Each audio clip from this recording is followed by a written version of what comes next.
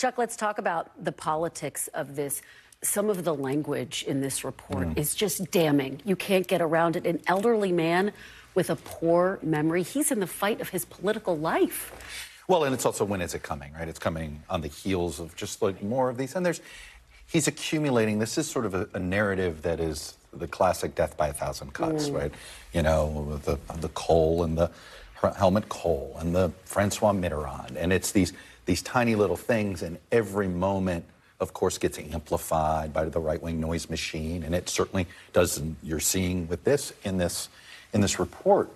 There's an easy way, though, for the White House to basically make this report pointless about his memory.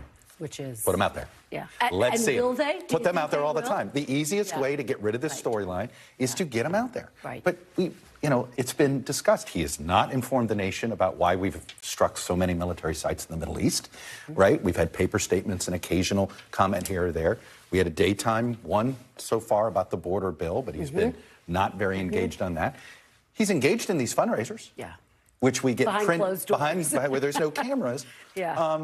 But I don't know how many different ways people can be yelling into the vacuum to this White House. You got to get them out there more, because the public is drawing their own conclusion. And then this report feeds a narrative. They may be angry about it. They may think, oh, this Trump appointee put that in there to, scare, just in the same way Clinton people were upset about the words James Comey used when he made the statement after deciding not to bring charges against her. And so, but it doesn't, it's sort of like say there, well, why are you worried about it? Because there's some truth to it. You know that the voters are seeing this. You've got to fix this. Is it fixable? We're going to find out. To your point, we're just a few days away from the Super Bowl, the traditional presidential interview.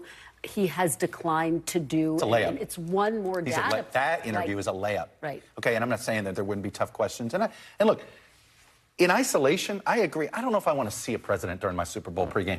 Okay, so I accept that. But I don't. So on one hand, I get it.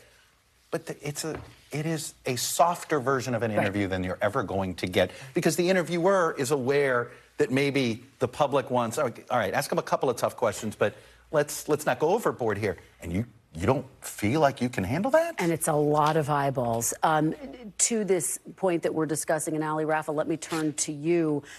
About Republicans seizing on the narrative. They will argue that this is a double standard. I want to read the statement by former President Trump. He says, this has now proven to be a two-tiered system of justice and unconstitutional selective prosecution.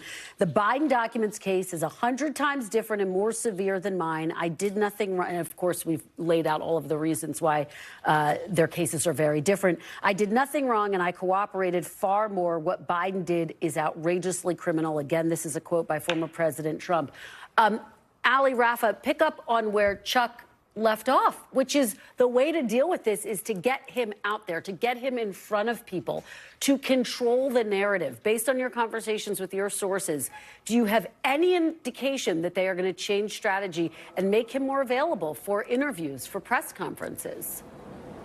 Yeah, Kristen, well, it seems like that would be the knee-jerk reaction to a report as negative as this one is for the president. And we have seen this mental competency topic be a very awkward topic for White House officials to talk about, to try to spin for the American people. It actually came up in today's White House press briefing, and it was very seemingly difficult for the press secretary to be able to defend these mishaps that we have seen by the president. And as you heard Chuck mention, this is pretty much a political gift to former President Trump and his campaign.